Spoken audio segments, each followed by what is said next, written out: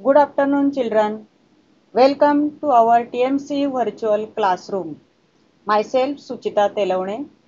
Today we are going to learn a poem 3.3. You must have gone for a picnic. Reason may be different. Either change of our routine life, maybe for holy places, or just for a picnic. You must have gone with your family, relatives, and your friends. You must have enjoyed scenic beauty, games, and their local food. While returning back, you may have felt not to come back because of beautiful nature. तुम्ही बघा ज्या वेळेला गावाला जाता किंवा अजून कुठेतरी तुम्ही पिकनिकला जात असाल, बऱ्याचदा तुम्ही फिरायला वगैरे जात असाल, महाराष्ट्रात फिरला असाल, कदाचित तुम्ही काही जण बाहेरही गेलेले असाल किंवा तुम्ही ॲटलिस्ट गावाला तरी जातात. मग त्यावेळेला गावाला गेले किंवा तुम्ही इतर कुठे पिकनिकला गेलात की काय करतात, तुम्ही खूप एन्जॉय करतात. कारण आपण काय करतो की एक घरचं आपलं रेग्युलर रुटीन लाईफ असतं, त्यापासून आपल्याला थोडंसं चेंज मिळावं म्हणून आपण बाहेर जात असतो. मग तिकडे गेल्यानंतर आपण ते एन्जॉय करतो. काही आपल्याला ब्युटिफुल असं नेचर, कारण आपण निसर्गाच्या सान्निध्यामध्ये बऱ्याचदा जात असतो आणि मग त्यावेळेला तिथलं नेचर आपल्याला खूप आवडतं. मग अशा वेळेला आपण ज्या वेळेला आपली परत येण्याची वेळ येते त्यावेळेला मात्र आपल्याला काय वाटतं की नाही, अजून आपण इथे थोडा वेळ जर थांबलं असतं तर किती बरं झालं असतं, अजून आपण 2 दिवस किंवा 4 दिवस अजून आपण थांबूया. While returning back you may have failed, कारण आपल्याला त्यावेळेला फील होतं की आपण अजून थोडा वेळ थांबूया किंवा कदाचित आपल्याला तिथेच राहण्याचा मोह होतो. परंतु आपल्याला त्यावेळेला काय करायला लागतं, घरी मात्र परत यावं लागतं. तुम्ही जर नॉर्थ साईडला जर गेलेले असाल तर तिथे तुम्हाला हिमालयाच्या पर्वतरांगा दिसतील. तिथलं वातावरण खूपच थंड असतं. हिवाळ्यात तर तिथे काय होतं, बर्फ पडतो, त्यामुळे तिथलं प्रदेश हा बर्फाच्छादित प्रदेश झालेला असतो. आता देखील बऱ्याच ठिकाणी तुम्ही पाहिलं असेल, डिसेंबर या महिन्यामध्ये काय होतं, बर्फ पडत असतं. अशाच एका बर्फाच्छादित प्रदेशामध्ये आपलं पोएट जे आहेत ते पोएट गेलेले आहेत आणि तिथलं जे स्नोवी वातावरण आहे, बर्फाच्छादित वातावरण आहे, ते वातावरण पाहून तो खूपच काय होतोय, आकर्षित होतो. आणि अशाच एका स्नोवी प्लेसचं वर्णन आपल्याला पोएटने या कवितेमध्ये केलेलं आहे. Let us start a poem stopping by woods on a snowy evening. The poet is Robert Lee Frost. Robert Lee Frost, born on 1874 and died on 1963. He was an American poet. He is highly regarded for his realistic depictions of rural life and his command of American colloquial speech. म्हणजे त्यांनी जे he is highly regarded for his realistic depictions, म्हणजे त्यांनी ते काय करायचे तर ग्रामीण जीवनाचं वास्तववादी चित्रण त्यांच्या किंवा वर्णन त्यांच्या कवितांमधून किंवा लिखाणांमधून असायचं. And his command of American colloquial speech, म्हणजे कोलॅक्वल मीन्स म्हणजे काय की बोली भाषा. अमेरिकन ग्रामीण बोली भाषेवरती त्यांचं काय होतं, हायली कमांड होती, हाय कमांड होती. म्हणजेच काय, याचा अर्थ की त्यांचं त्या भाषेवरती प्रभुत्व होतं आणि त्यामुळे त्यांच्या चित्रांमधून किंवा त्यांच्या पोएट्रीमधून, त्यांच्या रायटिंगमधून काय व्हायचं की या ग्रामीण जीवनाचं जी काही सत्यता आहे, रिअलिस्टिक म्हणजे सत्य लाईफ, ग्रामीण जीवनाचं सत्य लाईफ किंवा तिथल्या ज्या बोली भाषा आहेत त्यांचं वर्णन किंवा त्यांचं चित्रण त्यांच्या या लिखाणामधून होत असतं. He is one of the most popular and critically respected American poets of the 20th century. 20व्या शतकातले ते एक अतिशय प्रसिद्ध असे काय होते, प्रसिद्ध असे कवी होऊन गेलेले आहेत. He received 4 Pulitzer Prizes for poetry. त्यांना 4 वेळा पुलित्झर प्राइज मिळालेले. युनायटेड स्टेट्समध्ये म्हणजे अमेरिकेमध्ये हे अवॉर्ड दिलं जातं, ते अवॉर्ड 4 वेळा त्यांना मिळालेलं आहे. Pulitzer Prize is an award for achievements in newspaper, magazine, and online journalism, literature, and musical composition within the United States. Pulitzer हे जे प्राइज आहे ते युनायटेड स्टेट्समध्ये म्हणजे USA मध्ये दिलं जातं. कशासाठी दिलं जातं? अवॉर्ड फॉर अचिव्हमेंट इन न्यूजपेपरमध्ये तुम्ही उत्कृष्ट कामगिरी केली असेल, magazine and online journalism, literature, musical competition या वेगवेगळ्या फील्डमध्ये जर तुम्ही उत्कृष्ट कामगिरी केलेली असेल तर हे पुलित्झर प्राइज US मध्ये दिलं जातं. ते प्राइज आपले जे पोएट आहेत रॉबर्ट फ्रॉस्ट यांना 4 वेळा हे प्राइज मिळालेले. म्हणजे बघा तुम्ही की किती त्यांचं उत्कृष्ट लिखाण असेल की त्यांना त्या क्षेत्रामध्ये 4 वेळा पुलित्झर प्राइज दिलं गेलेलं आहे. In this poem, the poet describes a little incident happening in a snowy evening. As a traveler, the poet is fascinated by the beautiful scenes in the woods.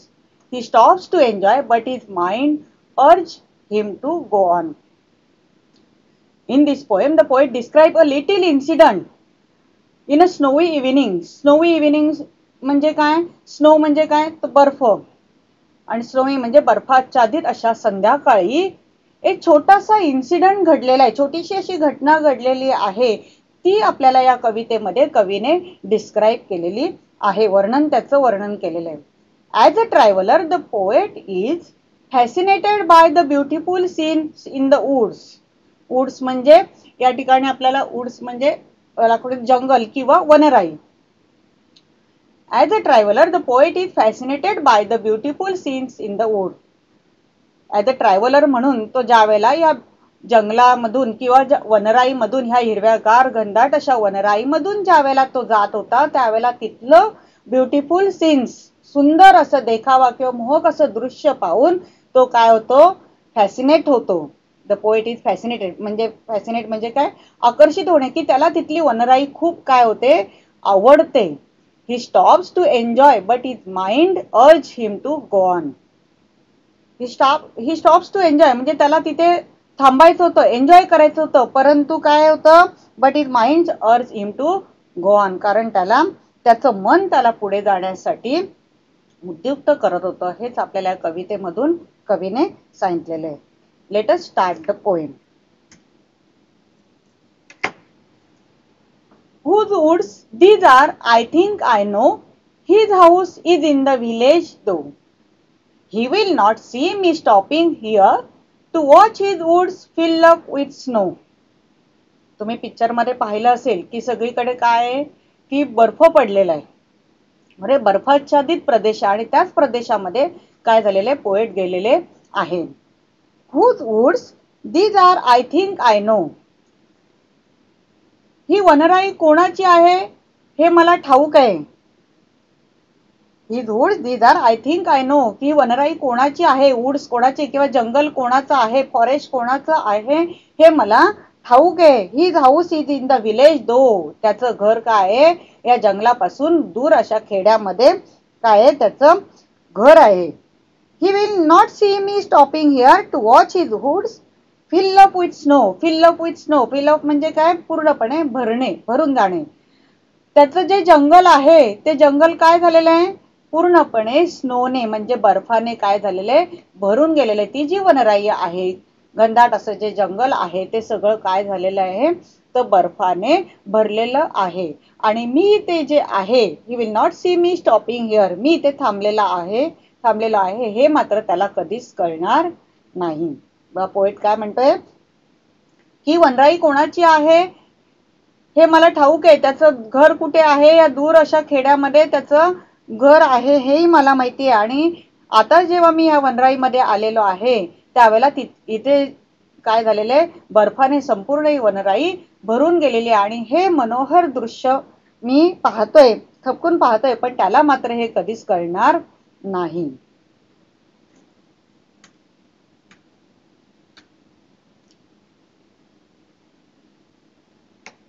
Second stanza.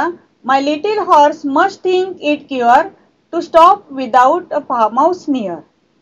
Between the woods and frozen lake, the darkest evening of the year. The darkest evening of the year म्हणजेच काय? की तुम्ही आता पाहत असाल डिसेंबर महिना मध्ये काय होतं की आपण पाहिलं असेल की संध्याकाळ लवकर होते, म्हणजे दिवस लहान असतो आणि रात्र मोठी असते. तर डार्केस्ट इव्हनिंग म्हणजे वर्षभरातली सर्वात मोठी जी रात्र असते किंवा संध्याकाळ जेव्हा लवकर होते ती साधारणपणे 21 डिसेंबर ही तारीख असते. आणि 21 डिसेंबरला काय होतंय, ऑन द 21 डिसेंबर ही तुमची darkest evening of the year असते, की वर्षभरातली सर्वात गर्द अशी काळोखी संध्याकाळ किंवा रात्र मोठी असते आणि दिवस एकदम लहान असतो. My little horse must think it cure to stop without a farmhouse near between the woods and frozen lake. Frozen lake म्हणजे काय? फ्रोज म्हणजे गोठणे, फ्रोझन लेक म्हणजे गोठलेलं तळ. त्यानंतर क्युअर म्हणजे स्ट्रेंज किंवा विचित्र. पुढे कवी काय म्हणतोय की between the woods and frozen lake, घनदाट अशी वनराई आहे, त्याचबरोबर काय झालेलं आहे तर फ्रोझन लेक म्हणजे गोठलेलं तळ आहे आणि त्या गोठलेल्या तळ्याच्या आजूबाजूला किंवा गोठलेल्या तळ्यावर किंवा या घनदाट वनराईमध्ये पसरलेल्या डार्केस्ट अशा किंवा सर्वात गर्द अशा काळोख्या संध्याकाळी मी ते असा अचानक थांबलेला पाहून, की इथे एखादी काय आहे तुम्हाला to stop without a farm house near, एखादं घर नाहीये किंवा कुठेही निवाऱ्याची जागा नाहीये आणि असं असताना मी इथे अचानक अवेळी थांबलेला पाहून माझा घोडा देखील काय झालेला आहे, त्याला देखील संभ्रम पडला असेल. My little horse must think it queer, queer म्हणजे स्ट्रेंज किंवा संभ्रमात पडणे. आता कवीने काय म्हटलेलं आहे की हे संपूर्ण घनदाट जंगल आहे, ते जंगल काय झालेलं आहे तुमचं तर बर्फाने आच्छादलेलं आहे, त्याचबरोबर तळ आहे, तिथलं जे लेक आहे ते देखील काय झालेलं आहे, तळ देखील गोठलेलं आहे आणि ह्या गोठलेल्या फ्रोझन लेक वरती पसरलेल्या या वर्षाच्या सर्वात गर्द अशा काळोख्या संध्याकाळी की जिथे मला कुठेही काय एखादं घर किंवा निवाऱ्याची एखादी जागा देखील जिथे दिसत नाहीये, अशा वेळी मी असा अचानक थांबलेला पाहून माझ्या घोड्याला देखील काय संभ्रम पडला असेल. सर हे काय आहे?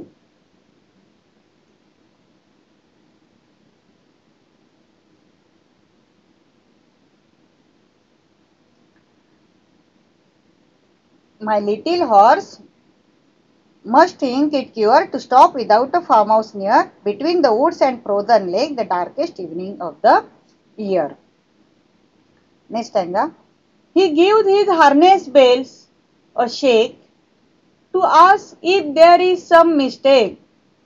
The only other sounds the sweep of easy wind and downy flake.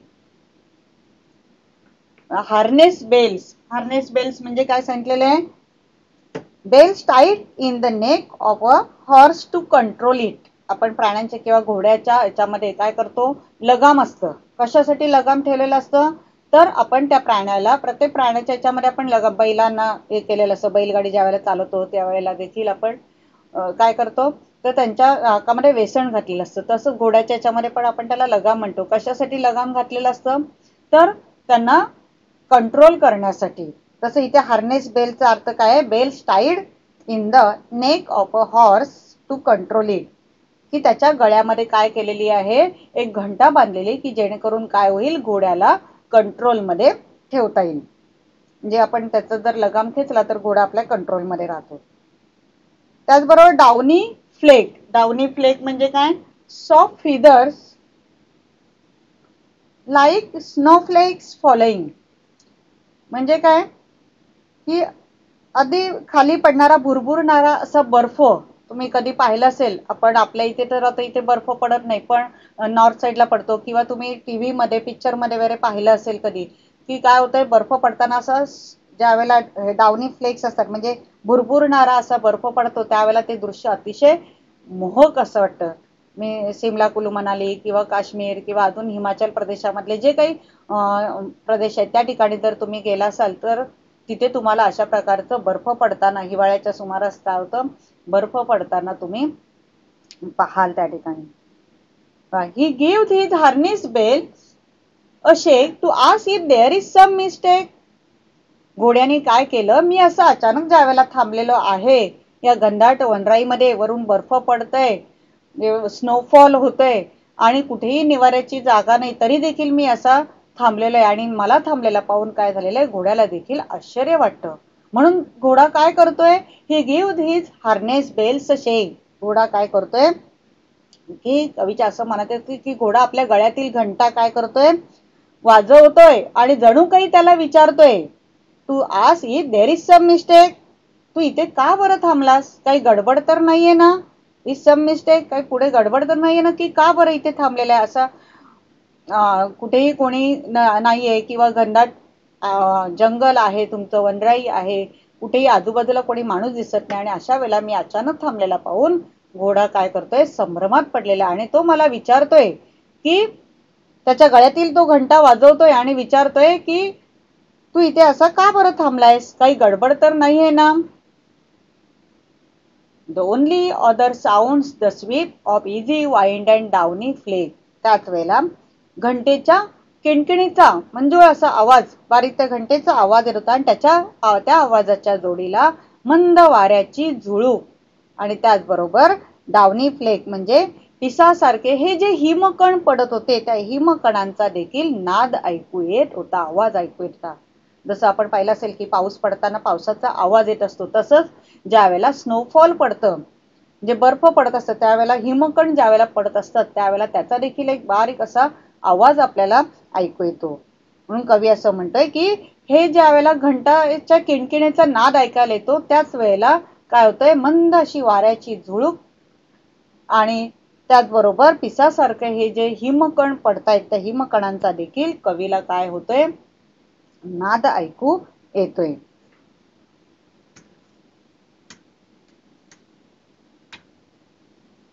Next stanza. The woods are lovely, dark and deep, but I have promised to keep. And miles to go before I sleep, and miles to go before I sleep. मग ह्या कडव्यामध्ये एकदम आपल्याला अर्थ थोडासा वेगळा दिलेला आहे. The woods are lovely, dark and deep, but I have promised to keep. कवी काय म्हणतोय की ही जी वनराई आहे, हे जे जंगल आहे ते कसं आहे, लवली आहे, डार्क अँड डीप, खूपच सुंदर आहे, मनोहर आहे एकदम.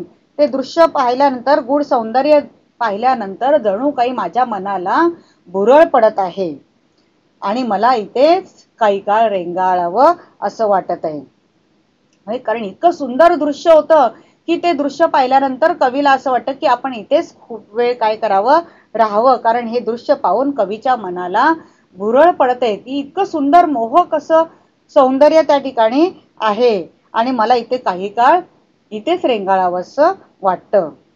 परंतु पुढच्या 3 लाईनमध्ये आपल्याला एकदम वेगळा अर्थ दिलेला आहे की कवी आपल्याला ह्या गोष्टीची जाणीव करून देतोय की असे विसाव्याचे क्षण, मोहाचे क्षण कितीही आपल्याला जरी हवेसे वाटले तरी आयुष्यात असे एका ठिकाणी आपल्याला थांबून चालणार नाहीये.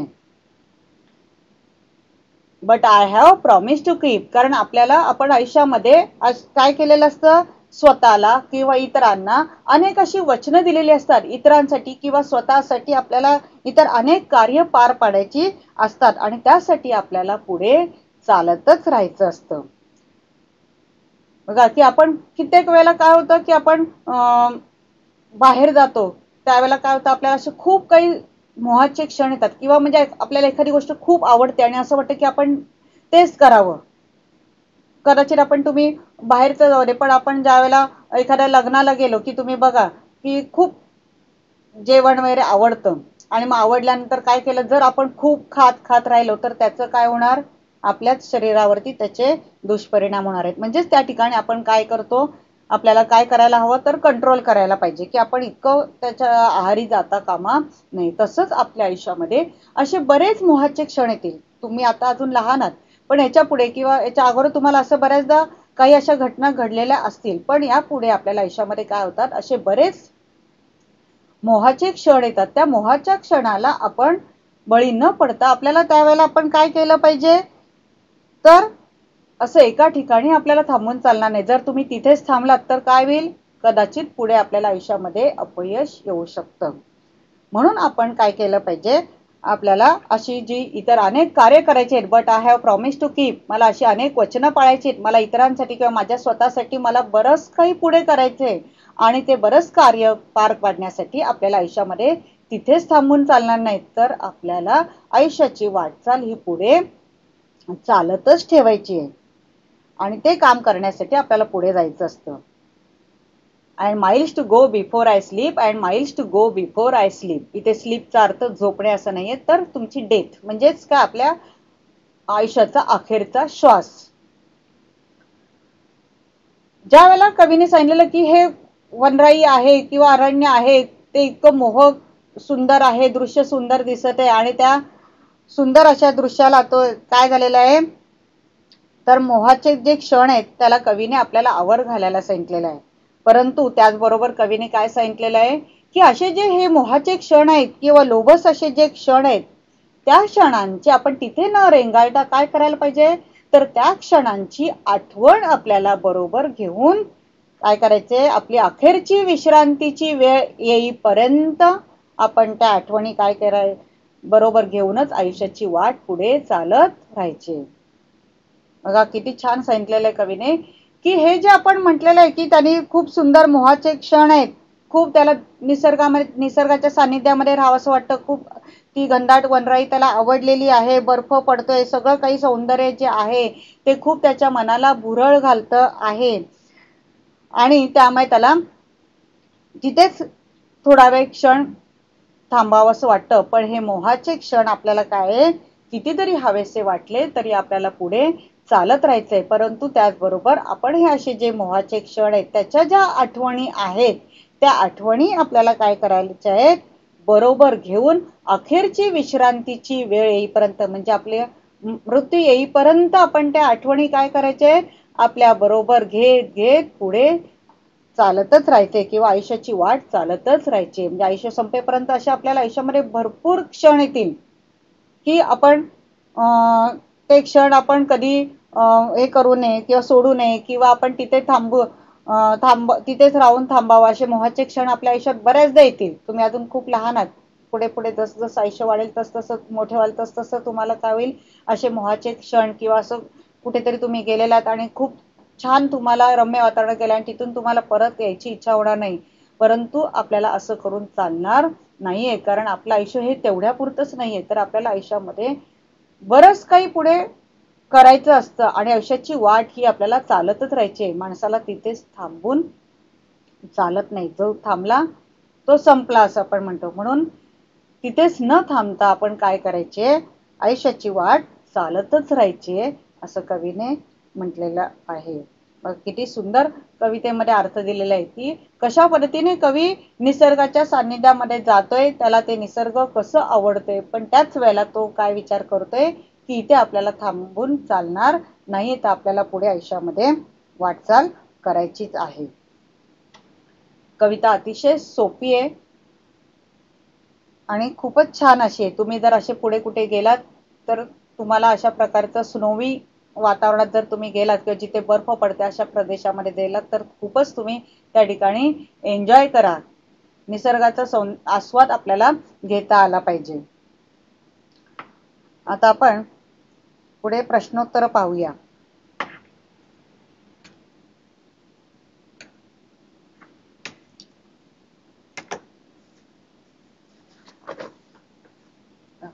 फर्स्ट क्वेश्चन आहे, put right mark in front of true statement or false mark in front of false statement. तुम्हाला परीक्षेमध्ये ट्रू और फॉल्स किंवा ॲग्री डिसॲग्री यासारखे काय होतात क्वेश्चन्स येत असतात. कवितेवरती आपण मी मागच्या लेसन मध्ये पण सांगितलेलं होतं की कविता आपल्याला एक कविता प्रश्नोत्तरासाठी येते आणि एक कविता एप्रिसिएशन साठी येते. दोन कविता आपल्याला प्रश्न याच्यामध्ये परीक्षेमध्ये येत असतात, तर त्याच्यामध्ये आपल्याला वेगवेगळे प्रश्न येऊ शकतात. तुम्हाला कंप्लीट द फॉलोइंग सेंटेन्स किंवा ट्रू और फॉल्स किंवा अजून मॅच द फॉलोइंग किंवा रायमिंग वर्ड्सचे मॅच द फॉलोइंग असे वेगवेगळे प्रश्न येतात. त्यातलाच हा एक प्रश्न आहे, put right marks in front of true statement और false mark in front of false statement. मी तुम्हाला इथे सोडून दिलेले, तुमच्याकडे पुस्तक असेलच समोर आणि पुस्तक घेऊन बसायचे. First statement. The speaker stops to watch rain falling among the trees. Speaker stops to watch rain falling. म्हणजे तो पाऊस पडताना पाहतोय आणि म्हणून तो थांबतोय. हे स्टेटमेंट काय तुमचं फॉल्स आहे. Second statement. The owner of the woods is known to the speaker. The owner of the woods पहिल्या लाईन मध्ये आपल्याला दिलेलं आहे की whose woods these are, I think I know. की त्या पोएटला काय स्पीकरला ते माहिती आहे कोणाचं जंगल आहे, त्यामुळे हे स्टेटमेंट काय आहे राईट आहे. Third statement. The horse is worried about the cold and wants to keep going. The horse is worried about the cold and wants to keep going. घोड्याला त्या थंडीची भीती वाटते आणि म्हणून तो पुढे जातोय. तर हे स्टेटमेंट तुमचं काय आहे फॉल्स आहे. Fourth statement. The speaker doesn't emphasize upon the beauty of woods he is passing through. The speaker doesn't emphasize upon the beauty of woods he is passing through. तो त्या ठिकाणाहून काय करतोय निसर्ग सौंदर्य करत असताना तिथून तो पास होत असतोय. He doesn't emphasize त्याला त्या निसर्गाचं सौंदर्य तो हे करत. The speaker doesn't emphasize upon the beauty of woods he is passing through. हे स्टेटमेंट काय तुमचं फॉल्स आहे. अशा प्रकारे आपल्याला ट्रू और फॉल्स साठी हे क्वेश्चन येतं. तर ते या पद्धतीने तुम्ही पुस्तकातून काय करायचे सोडवायचे.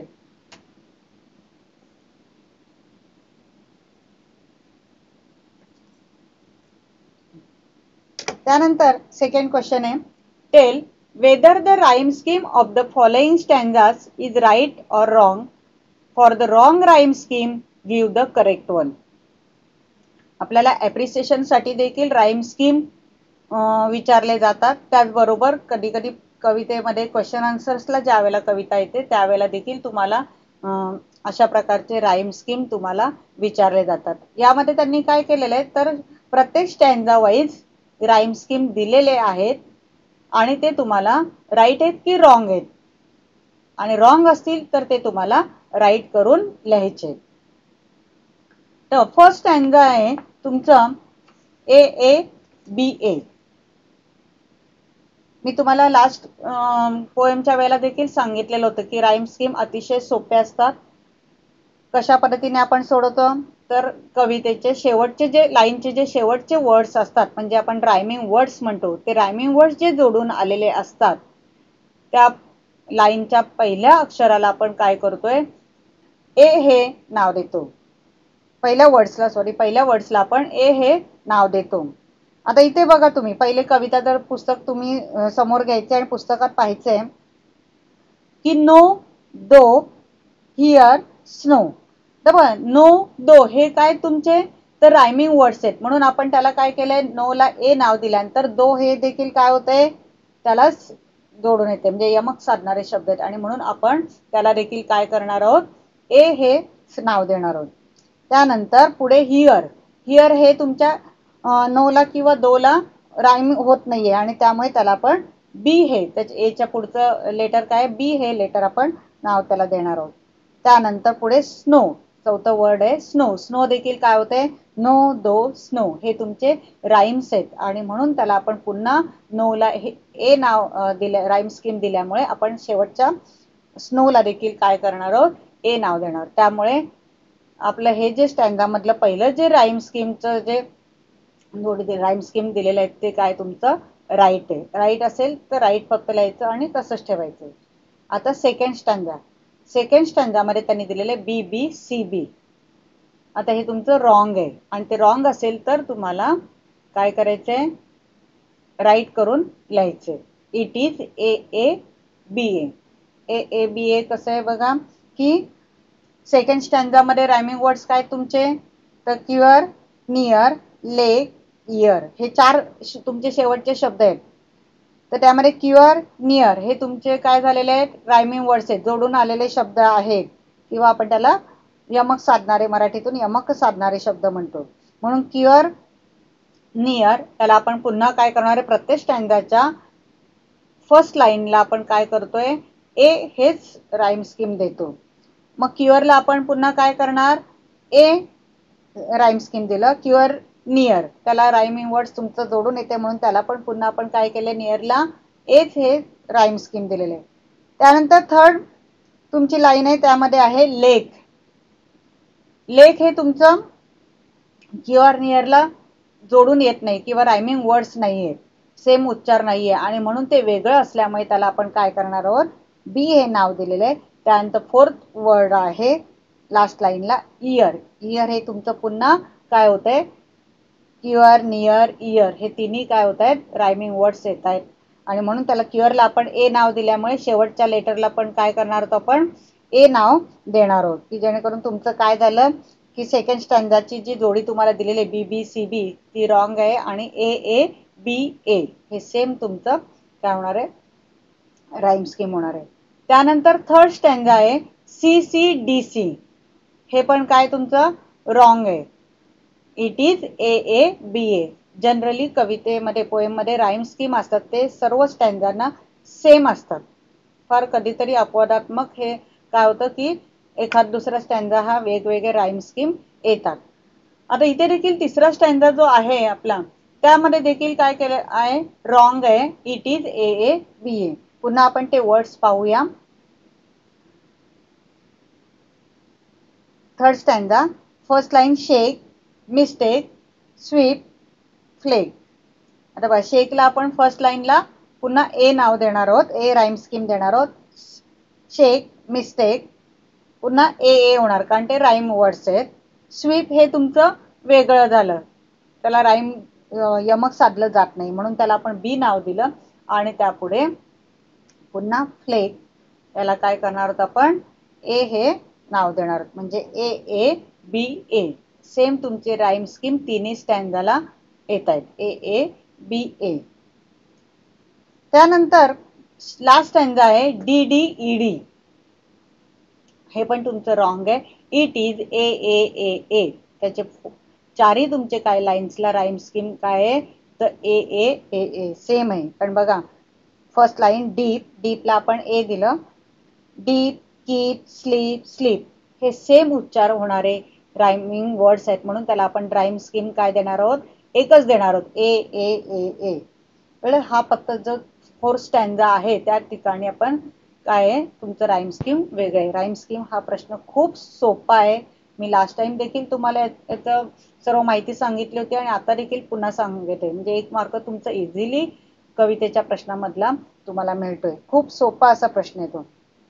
तर आपण हे राईम स्कीमचे हे सांगतोय. त्यापुढे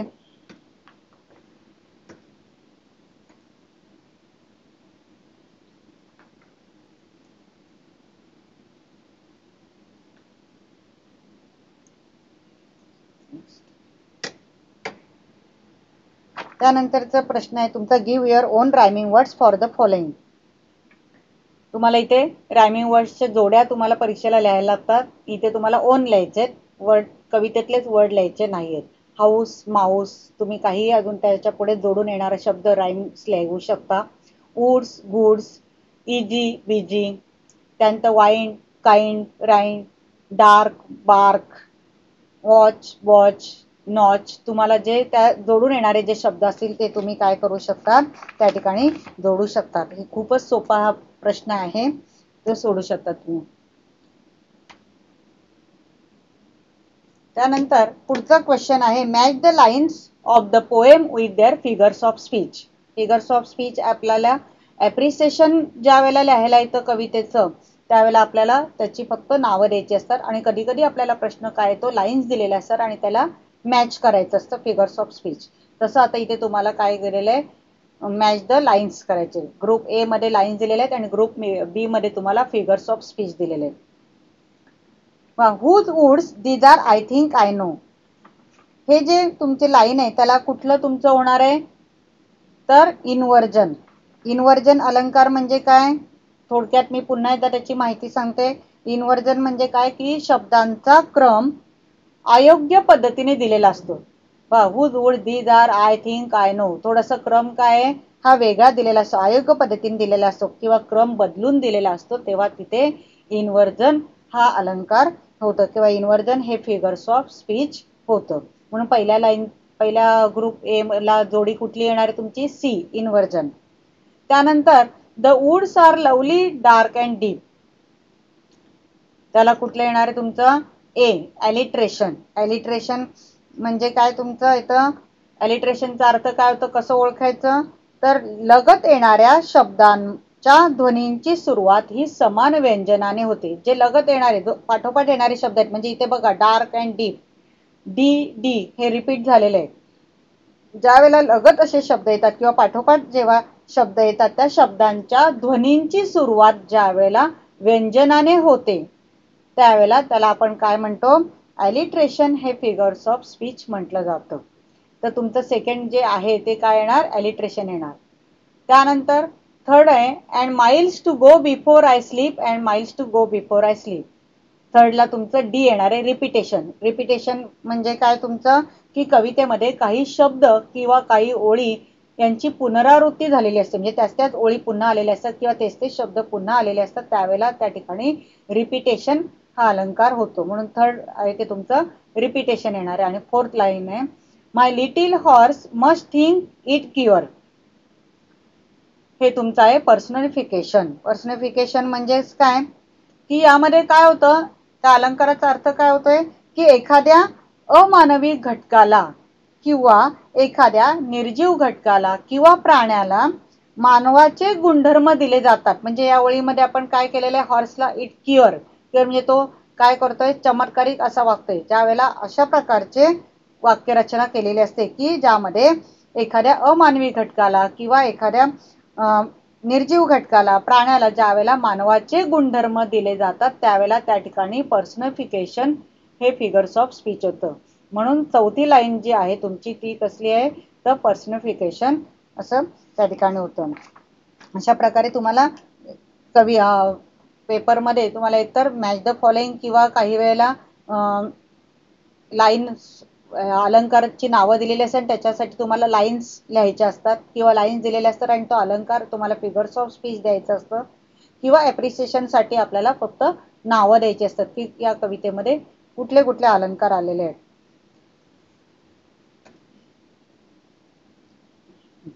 त्यानंतर पुढचं क्वेश्चन आहे match the words given in group A with their meanings in group बी.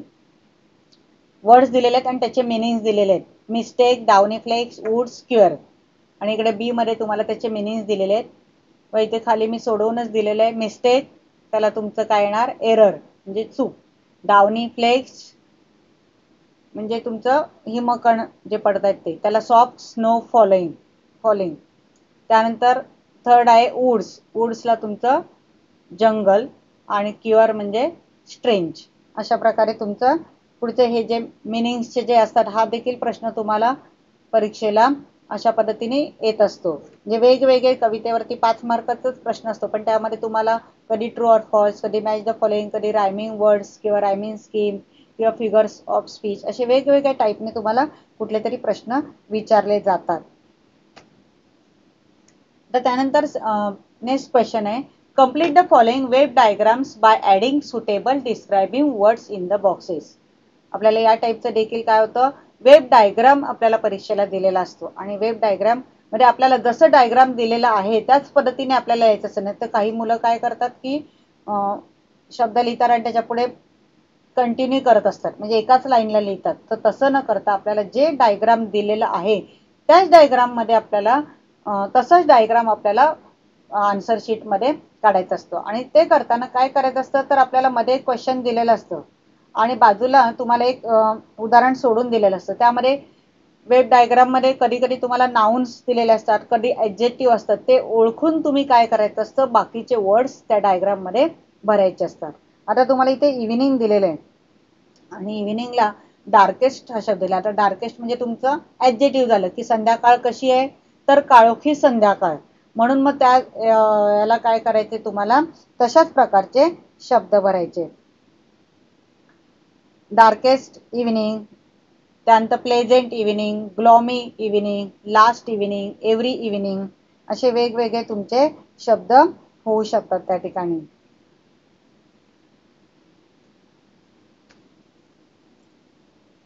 त्यानंतर तुमचं लास्ट क्वेश्चन आहे तुमचं ॲप्रिसिएशन. मी लास्ट टाइम देखील तुम्हाला ॲप्रिसिएशनची माहिती सांगितलेली होती. सर्व ॲप्रिसिएशन कसं लिहायचं काय ते सांगितलेलं होतं. आता पुन्हा एकदा थोडक्यात ॲप्रिसिएशन कसं लिहायचं ते मी तुम्हाला सांगते. ॲप्रिसिएशन तुम्ही लिहिताना फर्स्ट क्वेश्चन तुमचं काय असतं, 5 पॉईंट दिलेले असतात. त्या 5 पॉईंटमध्ये तुम्हाला ॲप्रिसिएशन लिहायचं असतं. 5 मार्क असतात. पहिल्या 2 पॉईंट्सला तुम्हाला हाफ मार्क असतं. टायटल ऑफ द पोएम, तुम्हाला पोएमचं टायटल क्वेश्चन पेपरमध्ये दिलेलंच असतं. पोएम पूर्णपणे आपल्याला क्वेश्चन पेपरमध्ये दिलेली असते, त्यावरती तुम्हाला पोएमचं नाव दिलेलं असतं. ते फक्त तुम्हाला पाहून काय करायचं असतं, लिहायचं असतं. इतकं सोपं असतं. तर ते तुम्ही प्रत्येकाने काय करायचं, लिहिण्याचा प्रयत्न करायचे. The title of the poem is stopping by woods on a snowy evening. याला तुम्हाला बघून फक्त ते लिहायचे, हाफ मार्क्स दिलेला असतो. त्यानंतर नेक्स्ट पॉइंट आहे नेम ऑफ द पोएट. पोएटचं नाव देखील आपल्याला पोएमच्या खाली दिलेलंच असतं. ते फक्त पाहून आपल्याला पोएटचं नाव लिहायचं असतं. This poem is written by Robert Frost. हे पोएटचं आपल्याला नाव दिलेलं असतं, ते तिथे लिहायचं. दोन्ही जे पॉईंट्स आहेत, दोन्ही पॉईंट्सला हाफ मार्क्स असतं, ते आपल्याला इझिली त्या ठिकाणी मिळतं. त्यानंतर नेक्स्ट पॉइंट आहे राईम स्कीम. राईम स्कीम देखील मी मगाशी पूर्णपणे ते समजावून सांगितलेलं आहे. राईम स्कीम आपल्याला काय करायचे आहे, जनरली सर्व स्टँडर्डमध्ये सेम राईम स्कीम येतात, पण एखाद दुसरा जर वेगळा असेल तर त्यावेळेला आपण तशा पद्धतीने त्याच्यात इथे बघा की आपल्याला 3 स्टँडा जे आहेत, rhyme scheme of the first 3 stanzas is A A B A and 4 stanza is A A A A. म्हणजे अशा पद्धतीने आपल्याला तिथे लिहायचं आहे. जर सेम असतील तर फक्त आपण एकाच याचं लिहायचं ए ए बी ए. जर इथे 4 स्टँडर्डमध्ये जर एकच असतं राईम स्कीम तर आपण तशाच पद्धतीने तिथे लिहू शकतो. त्यानंतर तुमचं पॉइंट आहे फिगर्स ऑफ स्पीच. आता फिगर्स ऑफ स्पीच आपल्याला काय करायला लागतात, तिथे फक्त तुम्हाला नावं द्यायला लागतात की कुठले कुठले फिगर्स ऑफ स्पीच आलेले आहेत. मग इथे तुम्ही काय करायचंय, नावं मी तुम्हाला सांगितलेलं होतं की लास्ट टाइम की पाठ करून ठेवा की कुठले कुठल्या अलंकारांची नावं आहेत, की पर्सनिफिकेशन, त्यानंतर तुमचं इथे कुठलं आलेलं आहे इन्व्हर्जन, ॲलिट्रेशन, रिपिटेशन, हे सगळे वेगवेगळे तुम्हाला फिगर्स ऑफ स्पीच आलेले आहेत. त्याची उदाहरणं आपल्याला जर अगदी द्यायला सांगितली तर पण तशी देत नाही, फक्त आपल्याला नावं लिहायला देतात, कारण ते 1 मार्कासाठी असतं. त्यानंतर मेन क्वेश्चन आहे 2 मार्क्स त्याच्यासाठी असतात की थीम अँड सेंट्रल आयडिया. ही कवितेची तुम्हाला सेंट्रल आयडिया, कशावरती कविता आहे ते तुम्हाला शॉर्टमध्ये तिथे द्यायचं असतं. In this poem the poet has described an incident happening in a snowy evening. The poet is travelling in the woods. He is fascinated by the beautiful nature in the woods. He stops to enjoy this happy moment, but his mind reminds him that he is a traveler to go on. आपल्याला ज्यावेळेला आपण कवितेची सुरुवात करतो त्यावेळेला पोएटच्या याच्यामध्येच आपल्याला थोडक्यात कवितेची सेंट्रल आयडिया दिलेलीच असते. तर तशा तीच थोडीशी लक्षात घेऊन तुम्ही काय करायचे, तुमच्या शब्दांमध्ये ते त्याचं वर्णन त्याच्यामध्ये की त्याची कवितेची सेंट्रल आयडिया काय आहे, कशावरती कविता आहे ते तुम्हाला त्यामध्ये लिहायचं असतं. त्याला तुमचे 2 मार्क्स असतात. हे सगळे जे प्रश्न आहेत, आज कविता खूप सोपी आणि साधी होती. कवितेचे जे प्रश्न मी तुम्हाला दिलेले आहेत सर्व, ते तुम्ही तुमच्या वहीमध्ये सगळ्या विद्यार्थ्यांनी सोडवायचे आणि तुमच्या स्कूलचा जो ग्रुप असेल, व्हॉट्सअप ग्रुप, त्या ग्रुपवरती तुम्ही ते प्रश्नोत्तर सोडवून त्याचे फोटो काय करायचे तुमच्या ग्रुपवरती पाठवायचे. थँक्यू.